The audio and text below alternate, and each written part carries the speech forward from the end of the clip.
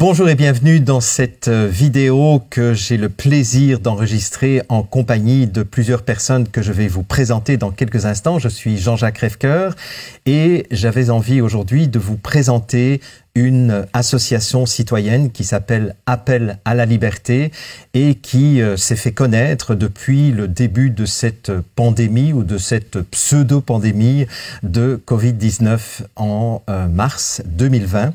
Et je pense que ce serait vraiment intéressant que vous fassiez connaissance avec les membres actifs du cœur décisionnel de cette association, parce que cette association, à mon avis, et d'après ce que nous voyons poindre à l'horizon, risque d'être encore nécessaire pendant plusieurs semaines, plusieurs mois, j'espère pas plusieurs années, mais en tout cas, sachez que Appel à la liberté a décidé de se mettre à vos côtés pour que nous fassions respecter les droits et les libertés fondamentaux.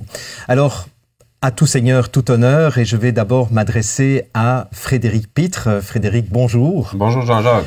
Frédéric, tu es le fondateur, en fait, c'est toi l'initiateur de cette association Appel à la liberté. Qu'est-ce qui a fait que tu as décidé du jour au lendemain, comme ça, de créer une association? Au début, ça a été un mouvement spontané, mais maintenant vous avez des statuts officiels d'une association. Mais qu'est-ce qui t'a amené finalement à créer cette association? Bon, au départ, j'ai été invité sur un groupe Facebook, ça s'appelait Manif Anti-Confinement. J'ai été invité, je me suis inscrit, j'ai accepté l'invitation. Et automatiquement, j'ai été nommé administrateur de ce groupe-là. J'ai contacté le fondateur du groupe, j'ai posé quelques questions. Enfin, faire une histoire vite, je suis pas vraiment un gars qui faisait des manifestations avant. Puis anti-confinement, moi, j'ai jamais été un anti. Moi, j'ai toujours été un pro. Je vois pro-liberté, pro... Donc, anti-confinement, ça me convenait pas. Fait qu'on a discuté avec les deux autres membres et c'est là que j'ai proposé le nom de groupe Appel à la liberté. Fait que j'ai comme été invité, on va dire, par un heureux hasard et le tout a déboulé comme ça par la suite. Là. Ça a pris de l'ampleur, une ampleur que je ne m'attendais pas, mais pas du tout. Et donc, quand tu as créé l'association, est-ce que tu avais un travail rémunéré? Comment tu t'es organisé pour t'investir? Parce que, d'après ce que je sais, maintenant, tu t'investis à temps plein dans cette association. 100%, oui. J'avais un travail avant. J'étais électromécanicien dans une usine alimentaire. Je suis électromécanicien de formation depuis plus de 10 ans. Donc, j'ai quitté mon travail pour ne faire que appel à la liberté. Mmh. Alors, je vais te poser une question que je vais poser aux autres membres et nous allons donc découvrir les autres membres au fur et à mesure. Cette question que je vais vous poser à tous les 5 est la même, c'est... Évidemment, on n'arrive pas par hasard dans une démarche comme celle-ci. Il y a certainement des choses dans ton histoire, dans ton parcours de vie qui t'ont préparé. Hein. C'est un peu comme si la vie nous avait préparé à un moment donné à répondre à un appel. Hein. Appel à la liberté, oui. D'ailleurs. Toi, dans ton parcours de vie, quel a été l'élément, quel a été le parcours ou quels ont été les moments qui t'ont préparé à t'investir finalement dans Appel à la liberté? Ben, je pense que tout jeune, j'ai été, j'ai baigné dans un milieu un peu politique. Mon père a travaillé avec René Lévesque dans sa jeunesse, puis à la table, il y avait souvent des discussions qui brassaient beaucoup. Puis moi, c'est dans les années 90, 95, 96, là, je m'étais intéressé beaucoup à la fraude bancaire. La création monétaire, la dette qui n'est qu'une dette imaginaire, selon moi, c'est de l'intérêt cumulé par-dessus intérêt. Donc, ça a été l'élément déclencheur chez moi. Suite à ça, je me suis intéressé à beaucoup d'autres problèmes de société, problèmes mondiaux. Puis il y a quelques années, je me suis intéressé plus aux solutions plutôt que de me concentrer sur les problèmes. Je me suis dirigé vers des solutions. Puis quand le mois de mars est arrivé, mais je me sentais prêt à affronter la tempête. D'accord. Très bien. Alors, nous allons faire la connaissance de Joël Hamel. Alors, Joël, tu as rejoint l'association. D'abord, quand as-tu rejoint l'association, toi? Je me souviens pas de la date exacte. Les événements ont déboulé très vite, mais c'était au mois d'avril, je pense fin mars, début avril, dans ce coin-là. Donc, c'est ça, là, je cherchais sur Facebook des gens qui voulaient se rassembler pour essayer un peu de comprendre ce qui se passait. Et puis, j'ai intégré, moi, je crois que ça s'appelait encore Manif anti-confinement à ce moment-là, puis ça avait changé pour Appel à la liberté en cours de route, pas longtemps après. Donc, moi, j'ai toujours été quelqu'un qui était quand même, on va dire, conscient, je pense, des rouages un peu et de l'espèce de société factice dans laquelle on vit, qui avait beaucoup de corruption au sein de plusieurs organisations gouvernementales, tout ça, en collaboration avec différents médias de masse, qu'on pourrait appeler les médias traditionnels. Et à ce moment-là, donc moi, il y a 3 ans environ, j'ai eu accès à des informations. Puis je pourrais pas nommer des choses spécifiques, mais c'est comme si on avait une pièce de casse-tête. Tu sais, quand on construit un casse-tête, et là, j'ai une pièce de casse-tête. Et là, sur 100 pièces, j'en ai une, donc moi, ça me dit rien. Je vois une pièce de casse-tête passer, je dis bon, je laisse ça de côté. Je sais pas quoi faire avec ça. Après ça, 2 pièces, 3 pièces, 4 pièces, 5 pièces. Et après ça, quand on est rendu à une cinquantaine de pièces, on commence à voir un tableau se dessiner, tu sais, une image, the big picture, là, comme on pourrait dire. Et c'est ça. Donc, moi, il y a il y a un militaire là, que je n'aimerais pas, mais un ancien militaire qui avait un projet qui était en cours et puis il avait fait des vidéos sur YouTube, tout ça, pour exposer une problématique qui s'en venait au niveau mondial, comme l'établissement ou l'avènement de quelque chose. Et je ne savais pas à cette époque-là encore qu'est-ce que ça allait être, comment ça allait se manifester. Et donc, tous ces éléments-là, mis ensemble, cet amalgame-là de choses, m'ont fait réaliser que quand la pandémie a été déclarée, moi, je travaillais dans un restaurant 40 heures semaine, et là, le restaurant a fermé, et j'ai dit, bon, ça y est, c'est là que ça se passe. D'accord. Super. Merci, Joël. Stéphanie Saintonge, toi, tu as rejoint l'association à quel moment et qu'est-ce qui, dans ton parcours de vie, t'a amené à dire je suis présent, c'est le moment? En fait, ça fait plusieurs années que je fais des recherches. Moi aussi, j'ai eu plusieurs informations qui m'amenaient à comprendre qu'est-ce qui se passait. Moi, j'ai toujours eu un problème avec les structures dans la société, toutes les structures pyramidales. C'est ce qui m'a amené depuis des années à faire mes recherches de ce côté-là. J'ai grandi aussi dans l'Église. Il y a plein de choses je faisais des liens un petit peu partout. Puis, il y a eu aussi la pseudo-pandémie H1N1. Ma sœur, j'ai une sœur qui était malade. Elle avait été diagnostiquée avec la spondylarthrite ankylosante. Puis ça, c'était suite à un vaccin au H1N1. Elle a développé la spondylarthrite. Donc, elle a décidé de suivre aucun traitement. Elle a complètement changé son alimentation. Puis on a compris qu'il y avait des problématiques de ce côté-là. Il y en a des problématiques au niveau de la santé, des finances, de la loi. Moi, c'est ce qui m'a amené depuis plusieurs années à me poser des questions. Puis je cherchais des réponses. Donc, j'en ai trouvé quelques-unes. Puis, en fait, c'est sûr que depuis les années, les gens me disaient... j'ai été étiquetée comme étant une conspirationniste. Bienvenue au club. Oui, bienvenue au club. Mais j'en avais juste strictement rien à faire. Je continuais mes recherches. Puis, Appel à la liberté, moi, ça m'a beaucoup interpellée parce que je me suis dit, OK, là, c'est le moment qu'on parle, c'est le moment qu'on se manifeste, finalement. Donc, j'ai commencé à faire des petites vidéos. Mes vidéos ont très bien fonctionné. Puis, je faisais juste parler de moi, comment je voyais les choses. Puis, ça m'a aidé à intégrer le mouvement. Puis, depuis ce temps-là, je travaille en collaboration avec toutes ces merveilleuses personnes. Donc, voilà, c'est un petit peu mon parcours. Merci, Stéphanie. Alors, nous passons maintenant à Audrey-Anne Oud. Audrey-Anne, qu'est-ce qui, dans ton parcours à toi, dans ton parcours de vie personnelle, t'a préparé à un moment donné, pouvoir répondre à l'appel de l'association? En fait, moi, j'ai toujours trouvé que dans la société de consommation dans laquelle on est, même si on est censé être dans une forme de démocratie, tout ce qui est la surconsommation, tout ce qui est le Big Pharma, comme si on n'avait jamais tout à fait le choix. J'ai toujours senti un peu en dedans de moi qu'on manquait de réelle liberté. Donc, quand les événements du mois de mars sont survenus, puis j'ai commencé à me poser des questions, que j'ai pris en conscience qu'il y avait un mouvement qui s'installait et tout ça, tous les événements qui se sont produits depuis mars et tout ça, là, au mois d'avril, j'ai vraiment senti que ça y est, là, c'est le temps. Si tu veux faire quelque chose pour changer ça, c'est le temps que t'embarques, là, dans le fond. Puis c'est là que j'ai découvert le mouvement, puis que tranquillement, pas vite, je suis rentrée dans l'appel à la liberté. Merci, Audrey-Anne.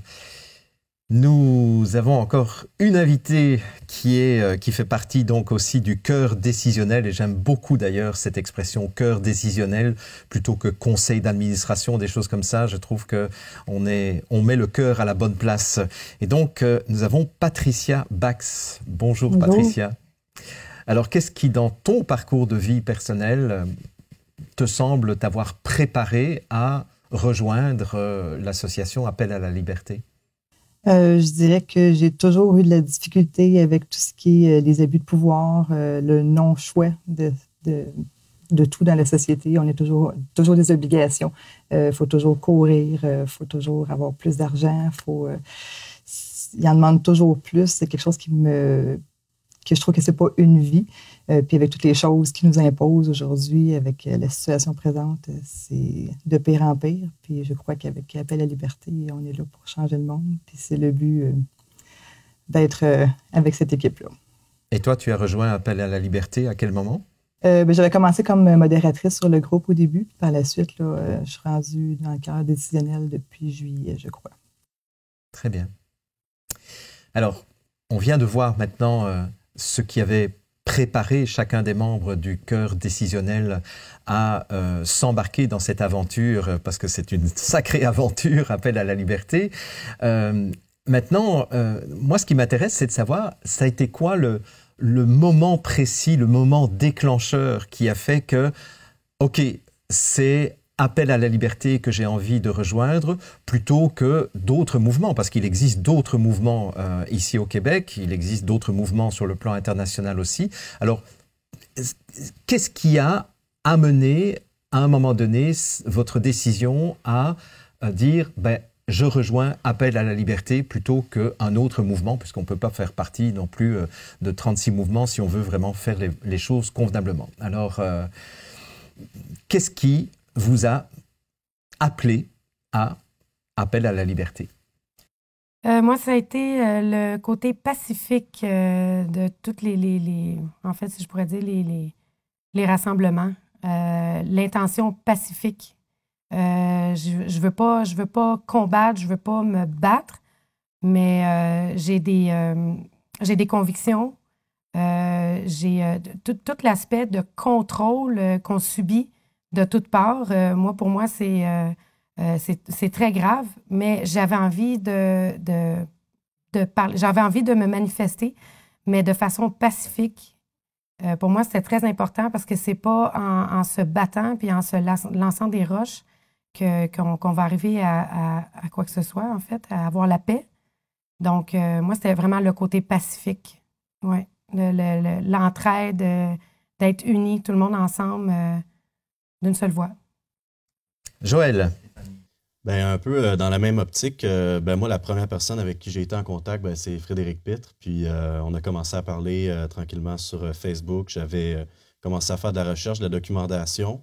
Puis je crois que celui qui était propriétaire de cette page-là à l'époque, qui était au départ Manif anti-confinement, qui a ensuite changé pour Appel à la liberté, avait remarqué que je faisais des posts ou des publications en français qui attiraient son attention. Il m'a référé à Frédéric. Et à ce moment-là, on a commencé à jaser, à s'échanger des idées, savoir, c'est quoi notre longueur d'onde, tout ça. Puis à un moment donné, on s'est appelé au téléphone, puis ou via Messenger ou quelque chose comme ça. Puis on a commencé à discuter, puis j'ai vraiment aimé son calme, sa confiance. Il dégageait quelque chose de vraiment intéressant. Je trouvais qu'il y avait une bonté dans lui, une volonté de bien faire les choses, de rendre service à la communauté. Et ça ne passait pas nécessairement à travers les paroles, mais à travers le ton à travers le regard, le langage gestuel que j'observe beaucoup chez les gens quand je les approche pour la première fois. Et donc, j'ai eu tout de suite confiance en cet humain-là.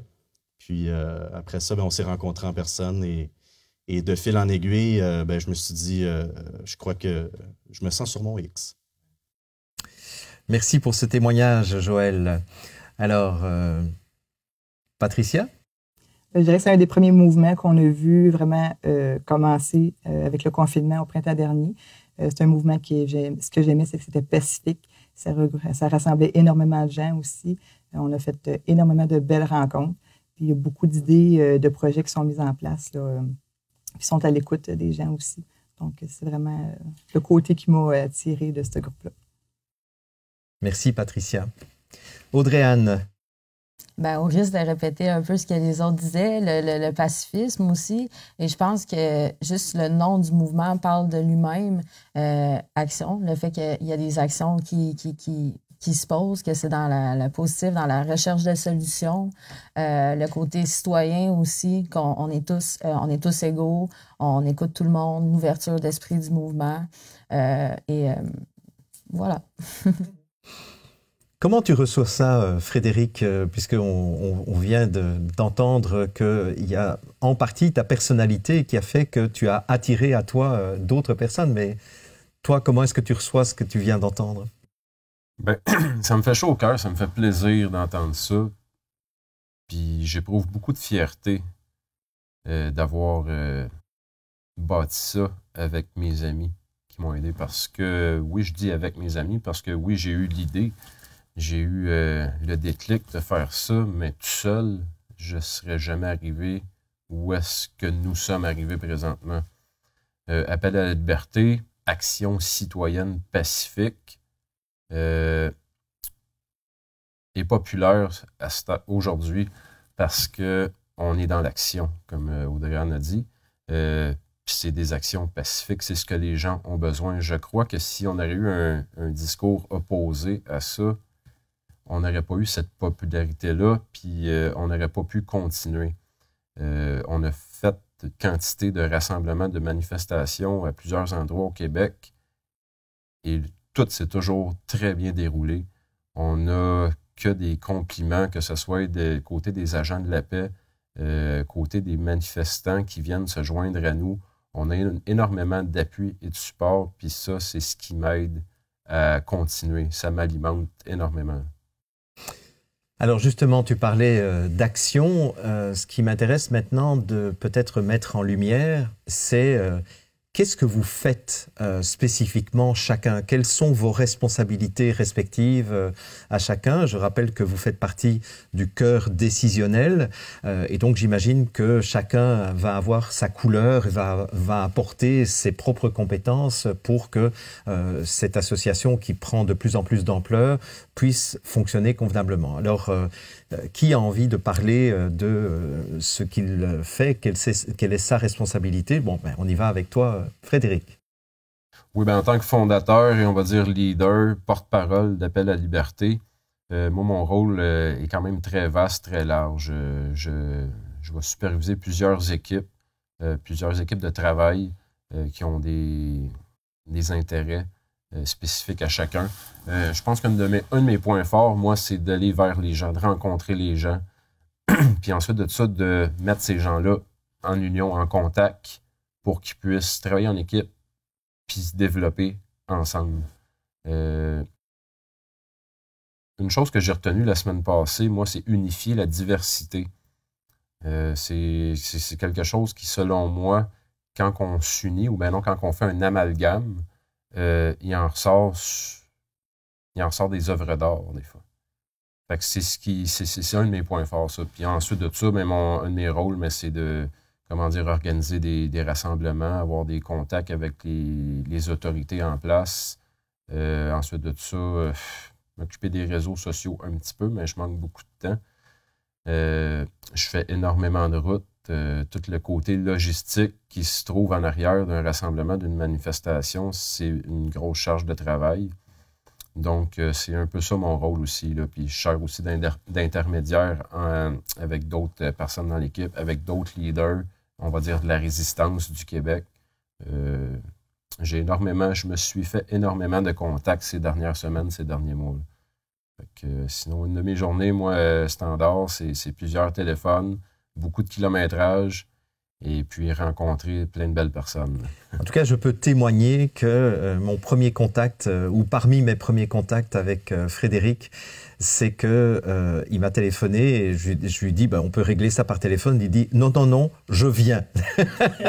et donc, à plusieurs reprises, on s'est rencontrés et tu n'hésites pas à faire des centaines de kilomètres pour rencontrer en personne. Et je dois dire que même si j'ai été surpris au départ, j'ai vu tout de suite qu'il y avait une différence au niveau de la qualité du contact et au niveau de cette plus-value. Je me souviens qu'on s'est vus une première fois juste tous les deux sur ma terrasse et j'ai été très touché par le fait que tu prennes du temps, que tu prennes de l'énergie pour venir me rencontrer et je dirais que c'est ça qui a fait le début de notre amitié et notre collaboration, même si je reste en dehors d'Appel à la liberté parce que moi j'ai déjà plein de projets dans lesquels je suis, mais je suis très touché, moi aussi, par l'humanisme et le pacifisme de ta démarche. Alors, Joël, quelle est ta responsabilité ou quelles sont tes responsabilités? Quels sont les projets sur lesquels tu t'investis au niveau d'Appel à la liberté? Moi, ce que je trouve intéressant dans le cœur décisionnel, c'est que il y a beaucoup... En fait, je pense que tout le monde, ce qui est intéressant, c'est qu'on a tous la liberté selon nos forces, nos compétences et nos intérêts, d'initier un projet qu'on a envie de faire et après ça, on regarde ensemble avec le cœur décisionnel, est-ce que ça va avoir un impact assez important et quand la pertinence de ce projet-là est approuvée, à ce moment-là, c'est intéressant parce qu'on peut choisir de faire chacun des projets, donc initier les projets, chapeauter les projets, les superviser, créer des équipes, tout ça. Puis, c'est ça qui est intéressant, c'est qu'on a tous la liberté d'apporter une idée, puis de la développer et de la pousser jusqu'à son maximum. Comme par exemple, moi, j'ai eu l'idée de faire un documentaire, Covidence 2020, tout ça, donc ça a été enthousiasmant pour tout le monde. Alors, on dit go, ouais. Et d'ailleurs, où en est ce documentaire en termes de nombre de vues, de la répercussion, des feedbacks que vous avez reçus? Écoute, les commentaires sont très, très, très positifs. Ce qui est intéressant avec Covidence 2020, c'est que, sans trop élaborer sur ce sujet-là, mais c'est que c'est un documentaire qui est neutre. C'est un documentaire témoignage. C'est pas un documentaire scientifique. Donc, on parle pas de masque, on parle pas de vaccin, on parle seulement que des dommages collatéraux, des mesures sanitaires sur l'ensemble de la société, que ce soit au niveau professionnel, personnel, social. Alors, toutes les sphères de la société sont atteintes par ces mesures-là, par l'état d'urgence sanitaire et les mesures spécifiques comme le masque, etc. Mais sans rentrer dans ces détails-là, c'est vraiment l'impact que ça a sur la vie des gens à tous ces niveaux-là. Donc, c'est ça qui est intéressant parce que ça rejoint tout le monde, puis ça a un effet un peu catharsique sur les gens. Donc, il y en a que ça les libère de leur peine, que ça les aide à faire un processus post-traumatique pour passer au travers des épreuves qu'ils ont eu à passer et dans lesquelles on est encore en ce moment. Au niveau des vues, on est à plus d'1 demi-million de vues. Et là, la prochaine étape qu'on va accomplir, c'est de faire la traduction du texte qui est présentement en cours. Donc, il était sous-titré en français. On va le traduire en anglais et faire une surimpression vocale là-dessus pour que ça soit des voix en anglais pour remplacer les témoignages, la bande audio en français et le rendre disponible à l'international comme ça. En tout cas, je peux témoigner que c'est un très, très beau documentaire. Moi qui regarde beaucoup de documentaires, j'ai été impressionné par la qualité du montage, par la qualité des entrevues, des témoignages et aussi la profondeur. Je reconnais que la première fois que j'ai vu ce documentaire, j'ai pleuré à 2 moments parce qu'il y a des choses vraiment bouleversantes et je pense que tu as raison de dire que c'est un film qui est vraiment cathartique et qui aide certaines personnes, en le regardant, de faire leur processus post-traumatique ou de croissance post-traumatique. C'est vraiment une très belle réalisation que tu as faite. Merci. Merci, Joël. Alors, Stéphanie. De mon côté, en fait, je pourrais dire que je comble des espaces, je fais des appels pour ce qui est de l'organisation, que ce soit des événements, des conventions, les commandes, d'articles promotionnels. Je suis un petit peu partout. Puis, moi, en fait, j'avais levé ma main, j'avais dit « Oui, je vais être là, je veux participer ». Puis comme Joël, il disait,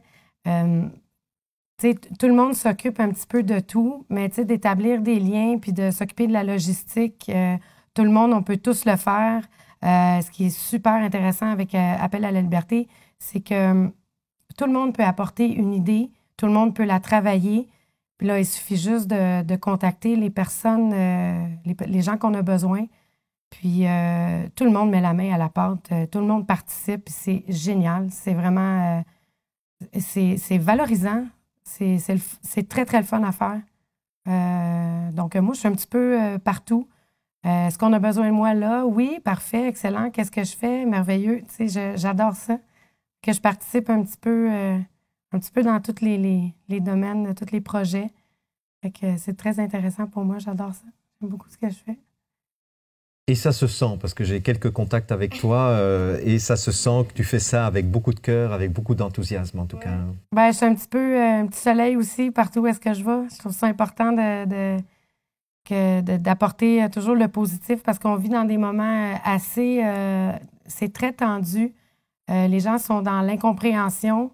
Puis, ben c'est ça. Je pense que de juste apporter une petite joie de vivre à travers tout ça, c'est très important.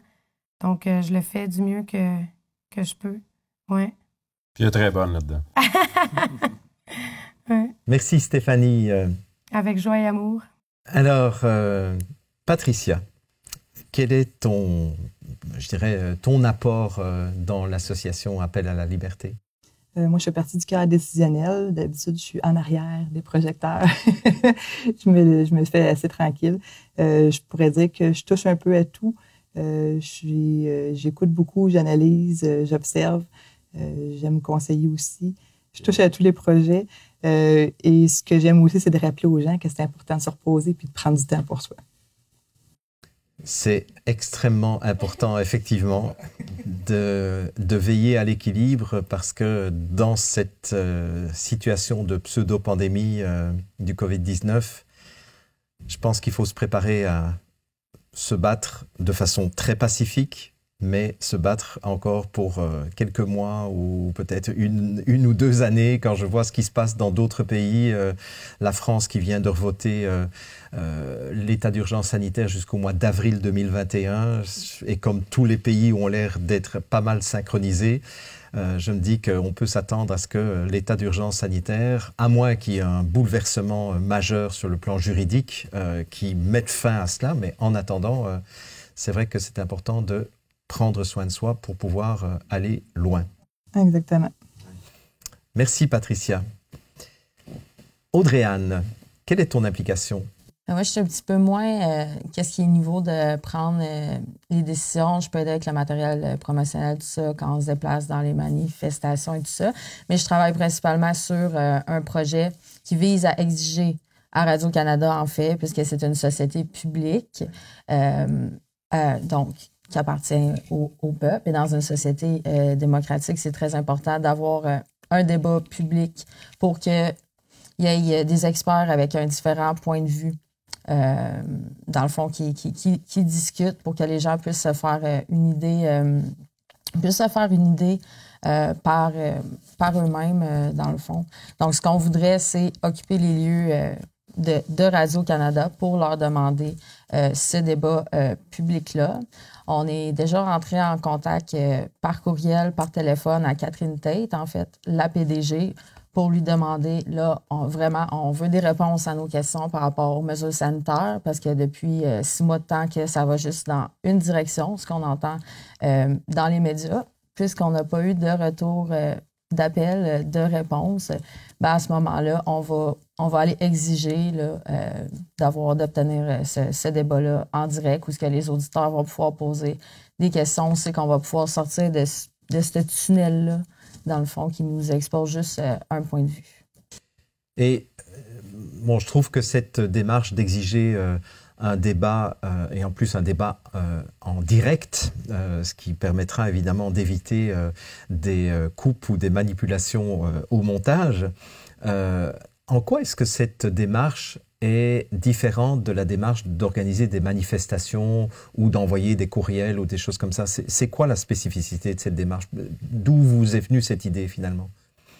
C'est qu'en fait, les manifestations, c'est qu'on revendique un peu, on revendique un peu notre point de vue par rapport à la crise, tandis qu'avec un débat, c'est juste questionner ce qui fait en sorte que pour ouvrir l'esprit des gens un peu à d'autres choses, ben là, on dit, nous, on veut pas, revendiquer quelque chose, on veut poser des questions, on veut simplement des réponses à nos questions parce que c'est tout le monde qui est dans le même bateau, tout le monde a eu des conséquences par rapport à ça, qu'on soit qu'on veuille porter le masque, qu'on veuille pas porter le masque, qu'on veuille les vaccins, qu'on veuille pas des vaccins. Donc, aller dans ce sens-là, je pense que ça enlève un petit peu aussi le côté de se faire identifier comme complotiste. On est des simples citoyens qui ont des questions et qui voulons des réponses à nos questions. Et donc, la stratégie que vous avez mise en place pour obtenir cela de Radio-Canada, c'est quoi? En fait, on a fait plusieurs pressions. En fait, partir une pétition, essayer de contacter la PDG et là, d'aller occuper les lieux jusqu'à... Puis, s'il y a des journalistes qui nous parlent toujours répéter « on veut un débat public », jusqu'à temps d'avoir gain de cause. Et aussi, on aimerait ça faire des capsules pour diffuser ça dans le Québec, à l'international, montrer ce qui se passe, l'avancement de notre projet et tout ça. Inviter aussi des experts qui pourraient venir parler, des personnes qui pourraient venir témoigner de leur expérience là, des derniers mois pour que ça grossisse et que, dans le fond, les gens veulent un débat public et l'exiger. En tout cas, je pense que c'est important qu'on continue de différentes façons de maintenir la pression, aussi bien sur les gouvernements que sur les médias, parce que finalement, quand on regarde ça, toute cette mascarade a été mise en place essentiellement par ces deux instances, les gouvernements et les médias, qui ont tenu un discours qui allait dans un seul sens, comme tu le dis, et où on n'a jamais eu la possibilité ou l'occasion d'entendre un discours contradictoire au sein du gouvernement ou au sein des médias mainstream. Donc, bravo. Et bonne chance, en tout cas, parce que c'est un combat qui demande beaucoup de persévérance, mais je pense que vous en avez. Oui. Alors, ce que je veux rappeler à ce stade-ci de notre rencontre, c'est que, si je ne m'abuse, vous êtes tous bénévoles dans l'association. Alors, comment vous faites, d'abord sur le plan personnel et au niveau de l'association aussi, parce que j'imagine que, Frédéric, tu fais des milliers de kilomètres, peut-être chaque semaine ou chaque 15 jours. Comment vous faites pour financer les activités, puisque vous êtes tous bénévoles, et puis peut-être que certains d'entre vous, vous n'avez plus de métier. Ce que j'ai entendu chez Joël, tu n'as plus de métier. Toi, Frédéric, non plus. Les autres, je ne sais pas encore. Mais comment ça s'organise au niveau des finances? Sur le plan personnel, moi, une vie personnelle, j'en ai quasiment plus.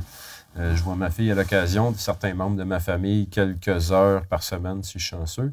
Sinon, côté finances, c'est grâce à la contribution et les dons de nos membres. C'est ce qui nous permet de continuer à avancer dans cette lutte-là. Il y a beaucoup de gens qui veulent aider, il y a beaucoup de gens qui sont bénévoles. J'ai quitté un travail qui était très payant. Moi, je faisais environ 30 $ de l'heure avec des avantages assurance. J'étais très bien payé, mais pas assez pour ma terre. Donc, avec les implications puis les actions qu'on a entreprises depuis le mois de mars-avril dans l'Appel à la liberté, les gens, de leur propre initiative, ont commencé à donner. Ensuite, on a parti des levées de fonds, des virements intérieurs. Sur les réseaux sociaux, on a parti ça. Et puis, les gens nous aiment, donc les gens nous donnent parce qu'on leur donne des résultats en retour. Donc, c'est grâce aux contributions des membres, des supporters, qu'on qu'on continue à vivre. Mais toi, personnellement, tu fais comment pour vivre? Je ne fais que appel à la liberté. Je suis sur la route. Je dors quelques jours chez moi par semaine parce que je me promène beaucoup. Je vais dormir chez des amis, des gens qui nous invitent. Mais sinon, je ne vis que pour appel à la liberté, là. C'est mes seuls revenus. J'ai pas eu de PCU, j'ai pas rien eu, j'ai pas rien demandé du gouvernement parce que je suis contre ce système-là. Moi, c'est mon opinion personnelle. C'est pas en leur demandant ou en jouant leur game que je vais réussir à vaincre. Donc, je m'arrange par moi-même, avec mes amis, avec mes supporters, puis je m'en sors très bien. Oui, Joël. Toi, comment ça se passe pour toi? Ben, juste pour rajouter un peu à ce que Frédéric vient de dire, il faut mentionner, je pense que c'est important de le dire aussi, qu'il a mis beaucoup de sa poche. Au début, on n'avait pas de dons, tout ça. Et il a mis là, plus que 10 000 là, si je ne m'abuse, de sa poche. Au début, on n'avait pas de dons, on n'avait pas quoi que ce soit. Et, il fallait payer le gaz, il fallait payer les systèmes de son. Ça a l'air de rien, mais c'est beaucoup. C'est très cher là, quand même. Organiser un événement comme ça, dites-vous que c'est comme organiser un spectacle. Je veux dire, ça prend une scène, ça prend un haut-parleur, micro. Au début, on n'avait pas de technicien de son. On avait une son, on faisait tout nous-mêmes. Donc, c'était beaucoup de bénévolat, beaucoup d'énergie. Et Frédéric a grandement contribué de sa poche là, dans les débuts. Les autres, un peu ici et là, selon les moyens qu'on avait. Moi, j'avais pas beaucoup de moyens. J'ai contribué monétairement ce que je pouvais. Et c'est ça, moi, j'ai eu le PCU, tout ça, ce qui m'a permis de vivre pendant un temps. Donc, c'est comme ça, moi, que j'ai pu le faire à ce moment-là, parce que j'avais quelques réserves là, de mon ancien travail, mais pas grand-chose. Hein, je vivais pas mal à la semaine. Et donc, c'est ça. Ça m'a, en quelque sorte, permis là, de mettre tout mon temps et toute mon énergie, parce qu'on est à temps plein là-dessus depuis 6-7 mois, là, maintenant. Alors, c'est beaucoup d'investissement. Ouais, mais ça nous fait plaisir. Alors, Stéphanie, comment est-ce que tu vois cette question financière de ton côté? En fait, moi, j'ai mon entreprise d'entretien ménager. Donc, je fais du résidentiel et commercial. Quand la pandémie, pseudo-pandémie, fraudémie, comme on aime bien dire, quand ça s'est déclaré, en fait, moi, j'ai toute ma clientèle, pratiquement, soit qui ne voulaient plus que je rentre dans leur maison par peur du virus ou que je l'ai et que je leur... Bon. Ensuite de ça, les gens n'allaient plus... Il n'y avait plus de travail, donc ils s'occupaient de faire leur entretien. Donc, j'ai perdu énormément de clients. Donc, j'avais gardé un petit peu de commercial et tout ça, mais moi aussi, en fait, j'ai eu la PCU pendant un certain moment, puis c'est ce qui m'a aidé à vivre, là. En fait, étant donné que j'avais plus de clientèle, je me suis mis à 100%. J'ai mis tout mon temps entier à appel à la liberté pour apporter tout ce que je pouvais apporter, finalement. Donc, voilà. Merci, Stéphanie. Audrey-Anne. Moi, avant le mois de mars, j'étudiais dans le fond des études professionnelles pour devenir préposée aux bénéficiaires. Là, après, il y a eu le confinement, les écoles ont fermé, tout ça. J'ai eu un petit peu de formation en ligne, quelques examens. J'ai commencé à un peu plus m'impliquer dans le mouvement. Et là, quand j'ai reçu un mail me disant que pour la rentrée scolaire, j'étais masque obligatoire, j'ai dit, eh bien, non, ça va pas. J'ai décidé de remettre ces choses-là à plus tard pour m'impliquer. Côté monétaire, j'ai continué quand même quelques mois à recevoir des subventions, dans le fond, pendant le confinement, même si je n'étais pas physiquement à l'école. Et depuis, j'ai eu comme deux mois environ de PCU étudiant. Et pour l'instant, c'est ça, je vis un peu sous les réserves de ce que j'avais fait dans la dernière année. Donc, si ceux qui nous écoutent aujourd'hui veulent contribuer, j'imagine qu'ils sont les bienvenus. Frédéric, comment est-ce qu'ils peuvent faire pour soutenir Appel à la liberté monétairement, même si pour l'instant on ne vous voit plus dans les manifestations, puisqu'évidemment, Montréal, Québec sont en zone rouge et donc ça devient plus compliqué d'organiser des manifestations. Mais j'imagine que vous avez encore plein d'actions, on va en parler dans quelques instants. Donc, qu'est-ce qu'ils peuvent faire et comment peuvent-ils faire pour vous soutenir monétairement?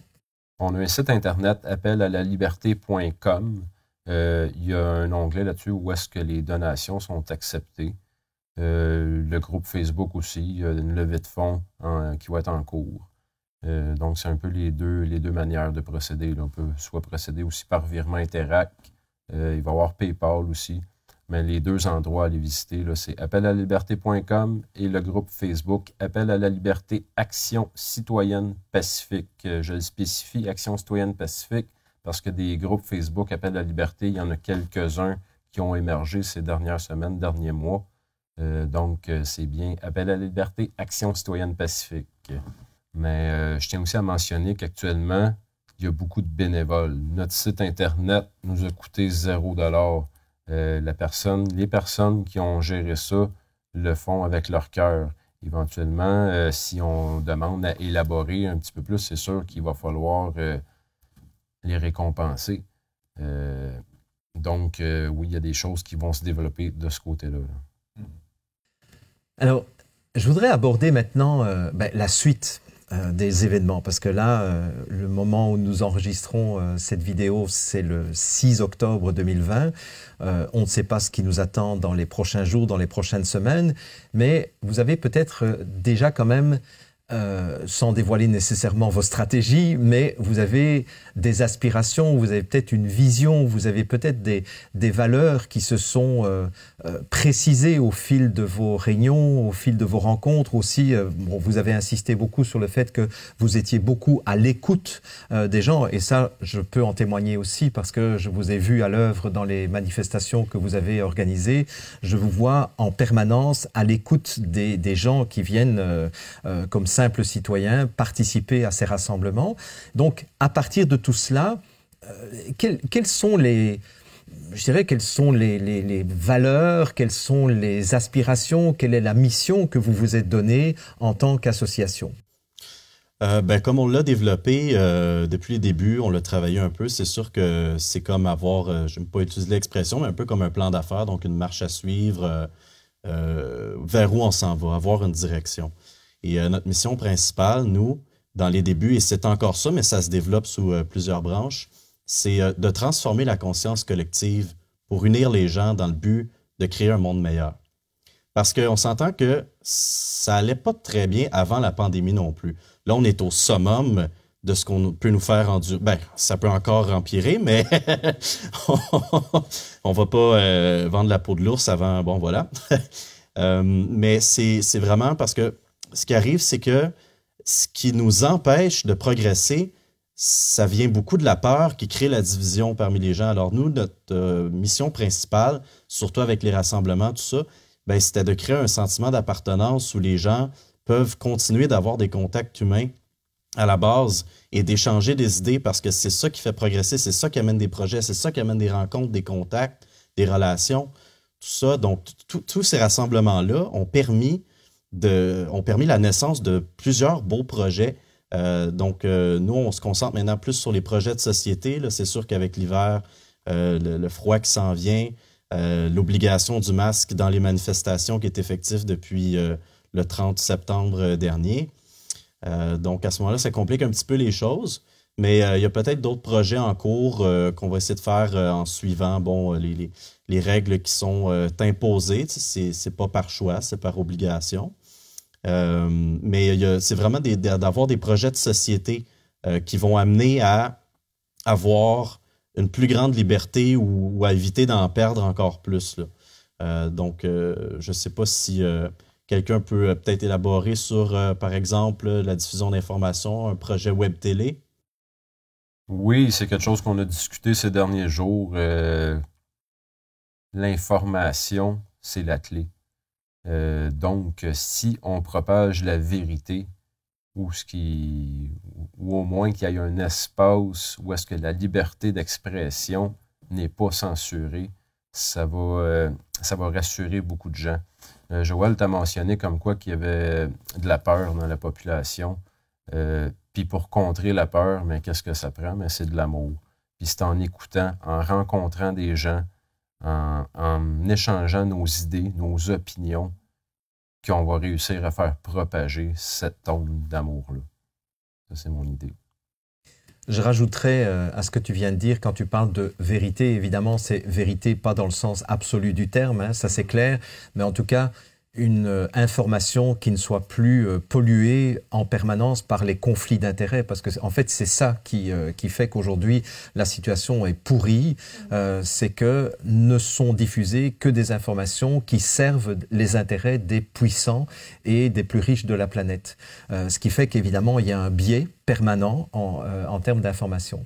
Et pour rajouter encore un élément à ce que tu dis l'antidote de la peur, c'est l'amour. Et je suis complètement d'accord avec toi. Et d'ailleurs, c'est ce qui me touche dans votre association, c'est que vous êtes des boules d'amour. Hein. Maintenant, je connais plus d'une dizaine de personnes parmi vous, et c'est toujours un grand plaisir pour moi. Et c'est pour ça d'ailleurs que j'ai accepté de vous interroger aujourd'hui, finalement, pour qu'on puisse mieux vous connaître, parce que vous vous êtes peut-être moins mis en avant que d'autres associations ici au Québec, et je trouve que ça méritait vraiment qu'on prenne un peu de temps pour se connaître. Mais un autre antidote à la peur, et tu viens de le souligner, c'est aussi l'information. Je pense que plus les gens sont informés de façon honnête, moins ils auront peur. Mais quelle est la vision que vous portez en tant qu'organisme à but non lucratif? Je pense que la vision qu'on a, c'est de prendre de plus en plus de place, d'informer de plus en plus de monde, de former des équipes. Il y a des gens qui nous approchent de partout au Québec, puis même ailleurs, en Europe, en Afrique, il y a plusieurs pays du monde qui m'envoient des messages, puis qui veulent être membres, faire partie d'Appel à la liberté. Ils veulent créer des équipes Appel à la liberté. Je pense qu'on est... Le Québec est une plaque tournante ou une plaque centrale sur la planète actuellement. Là. Puis même avant, le Québec a toujours rayonné dans la francophonie, puis même dans l'international, que ce soit partout dans le monde, dans le domaine d'industrie, domaine minier, domaine artistique, le Québec rayonne depuis longtemps. Puis je pense qu'avec la fraudémie qu'on vit actuellement, c'est une occasion unique pour que le Québec fasse le battement d'aile du papillon qui va déclencher l'ouragan. Puis je parle d'un ouragan qui ne sera pas dévastateur. Je parle d'un ouragan d'onde positive, d'un vent de changement. Donc le monde actuellement, selon moi, est à un tournant, un croisement, je devrais dire, de son histoire ou de son évolution. Puis il y a beaucoup de choses, je pense, qui vont émaner du Québec.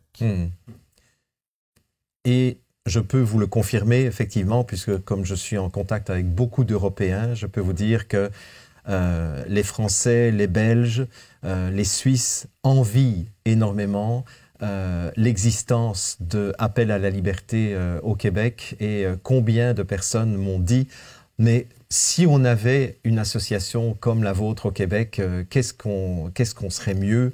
Parce que quand on regarde les manifestations en France, en Belgique, en Suisse, elles sont extrêmement discrètes en termes de nombre, en termes d'affluence, alors qu'ici, si vous n'étiez pas là, eh bien, il y a pas mal de choses qui n'existeraient pas. Est-ce que vous avez des objectifs de vous associer, de vous allier avec d'autres mouvements ici au Québec ou à l'étranger? On a commencé à en discuter il y a quelque temps. De là à s'allier avec d'autres équipes, moi je suis toujours ouvert à l'union. Je crois que l'unité de la diversité, c'est une clé importante. Oui, c'est évidemment qu'il faut s'unir, qu'il faut propager le message de vérité et d'amour et d'union. C'est très important. Donc, c'est sûr aussi, s'unir, oui, mais pas à n'importe quel prix. Il y a des gens présentement qui sont, on va dire, Il y en a qui sont dans la peur, il y en a qui sont dans la colère, il y en a qui sont dans l'ego, il y en a qui sont dans qui sont là pour leur propre profit personnel. C'est dommage, mais oui, il y en a de ce genre de personnes-là présentement. C'est sûr qu'entamer des discussions avec ces gens-là, c'est pas toujours évident. J'ai quand même la qualité d'apaiser ces personnes-là. Suite à ça, mais souvent, il y a des rencontres intéressantes qui se font. Et oui, dans le fond, moi, je suis très ouvert à l'union de la diversité, là. Puis je pense que dans l'avenir, un peu pour poursuivre ce qu'on a commencé, ben, c'est d'apporter un support à tout projet ou toute idée qui peut améliorer le sort du bien collectif, que ce soit au niveau de la scolarité, je veux dire, les enfants dans les écoles, tout ça, des parents qui sont très inquiets, s'il y en a qui ont une idée, un projet, une alternative, l'école à la maison, par exemple, ben, c'est sûr que nous, dans la mesure du temps, de l'énergie et des moyens qu'on a pour ça, ben, c'est sûr qu'on va mettre tout ce qu'on peut à ce niveau-là. Même chose pour les propriétaires de petites et moyennes entreprises. Je veux dire, c'est le pilier de notre économie au Québec. Et le danger, s'il n'y a plus de PME, s'il n'y a plus d'entreprises locales québécoises, ben à ce moment-là, c'est que les multinationales et les grandes surfaces restent avec le contrôle ou obtiennent le contrôle total de nos besoins essentiels, donc notre nourriture, notre eau, peut-être notre électricité à un moment donné. Je veux dire, déjà, ça nous appartient plus ou moins. Donc, voilà, c'est vraiment de veiller à ce que les gens aussi, c'est d'initier quelque chose et que les gens, après ça, par eux-mêmes, développent une autonomie et une souveraineté de soi-même. Et quand je dis souveraineté, c'est pas au sens politique et c'est pas non plus au sens péjoratif d'être au-dessus des autres. C'est pas du tout ça. C'est d'être maître de sa personne, c'est par rapport à soi-même, d'apprendre à se gérer, à se contrôler, à évoluer, à décider pour soi qu'est-ce qu'on veut pour notre vie, que ce soit au niveau médical, éducationnel, professionnel, social, personnel. Je veux dire, tout ça est un amalgame de choses qui constituent chaque individu et chaque personne devrait avoir le choix de mener sa vie comme bon leur semble. Et nous, c'est d'amener vraiment cet aspect-là que, oui, vous avez le choix. On a le choix de décider de vivre dans tel ou tel genre de société. Alors maintenant, dans quel genre de société est-ce qu'on veut vivre, tu sais? Et de faire les choix en conséquence et les sacrifices nécessaires pour arriver à ce résultat-là, de la société dans laquelle on aimerait vivre. Très bien dit, Joël. Dans la société dans laquelle on vit présentement, on a la Charte canadienne des droits et libertés. On en a parlé à plusieurs reprises ces dernières semaines. Mais des droits et libertés, ça vient avec des responsabilités. Ça, il ne faut pas les oublier. Des droits et des libertés, ça se mérite. Donc, je crois que les gens, présentement, ont besoin de se réapproprier ou de se responsabiliser. Tu as mentionné le mot souveraineté aussi. La souveraineté est très importante. Il faut se la réapproprier parce que nous l'avons malheureusement cédée. On parle de santé, on a cédé la santé aux médecins. On parle d'éducation, on a cédé l'éducation aux commissions scolaires, aux professeurs. On parle de démocratie, on a cédé ça à des politiciens. Puis dans la sécurité, on a cédé ça à des policiers. On a tout cédé nos responsabilités. Puis ça donne une société, déresponsabilisée. Donc, c'est très important de se réapproprier sa souveraineté individuelle.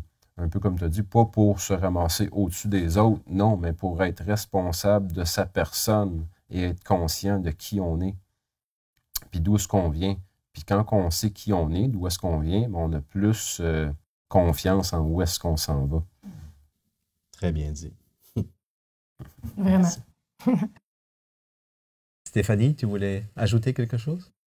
En fait, je voulais ajouter l'importance du débat public, à quel point c'est important pour qu'on puisse sortir de ce discours unidirectionnel. Donc, je pense que c'est important que les gens aient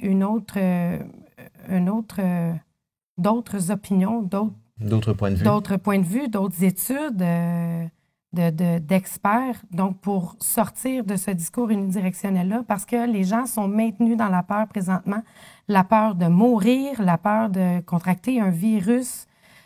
d'apporter les vrais chiffres, mais d'expliquer c'est quoi les vrais chiffres, sur quoi se basent les gouvernements, tous ceux qui prennent les décisions finalement.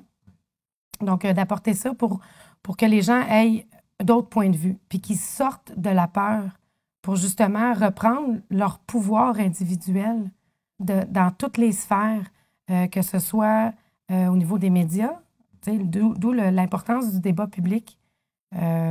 Puis c'est ça, au niveau de la santé, il y a beaucoup de discrimination qui se passe sur les réseaux sociaux, dans les médias. Je veux dire, on se fait étiqueter, puis les gens développent une opinion, autant des deux côtés, là. Nous, on se fait discriminer, on se fait bombarder de mauvais commentaires, mais on veut se défendre, évidemment. On le fait de façon pacifique, mais il y a certaines personnes qui sont choquées de ça, qui éprouvent des sentiments épouvantables. C'est ça. On ne parle pas beaucoup, on ne parle pas des suicides dus aux dommages collatéraux. On ne parle pas beaucoup. Oui, on en parle dans les médias, que les gens, les entreprises ferment, les gens font faillite, mais c'est à cause de la COVID. C'est pas à cause de la COVID, selon moi, c'est à cause des mesures sanitaires qui sont basées sur des chiffres ridicules. Et sur des tests dont on doute de plus en plus de la fiabilité. De la fiabilité des tests, justement. Il y a des gens qui en tombent malades. C'est juste incroyable. Fait que, de rétablir la communication entre chacun des partis de façon pacifique, il y a moyen de le faire tranquillement, en écoutant, en étant à l'écoute de chacun des partis. Donc, moi, le débat public est très, très, très important. Puis aussi de parler de toute cette discrimination-là. On n'a pas besoin de s'insulter. On veut juste comprendre. Puis dans l'optique de s'éduquer, de s'informer, de s'échanger les bonnes informations qui est d'une importance capitale, mais les gens vont être capables de se sortir de cette peur-là. Je pense que c'est très, très, très important. Et c'est pas normal qu'une personne, et c'est antidémocratique, et c'est ça, c'est le glissement.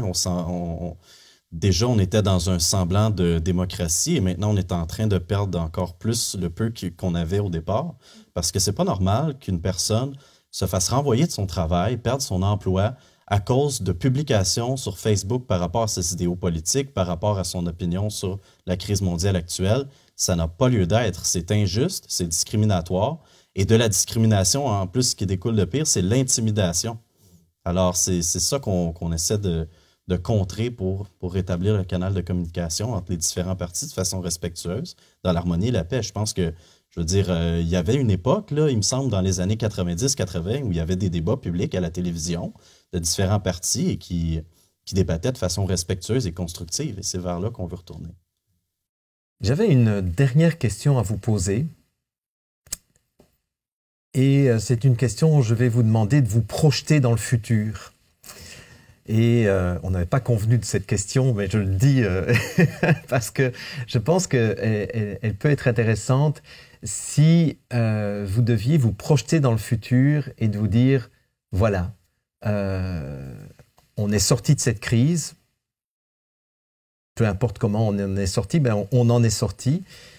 Qu'est-ce que vous aimeriez qu'on dise d'appel à la liberté avec le recul?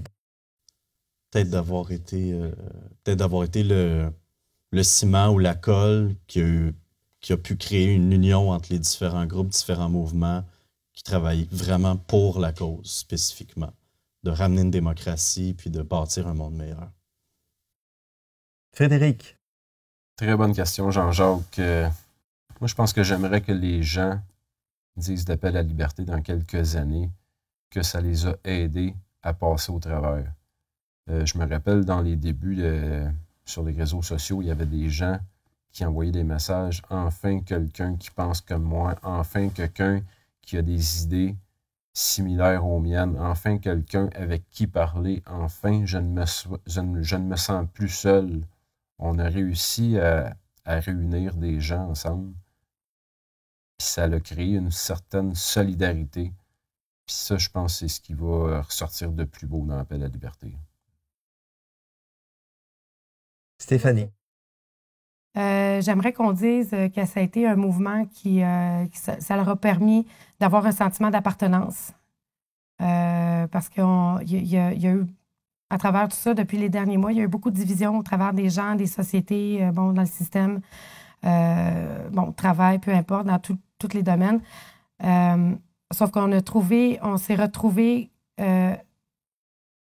une famille d'âmes.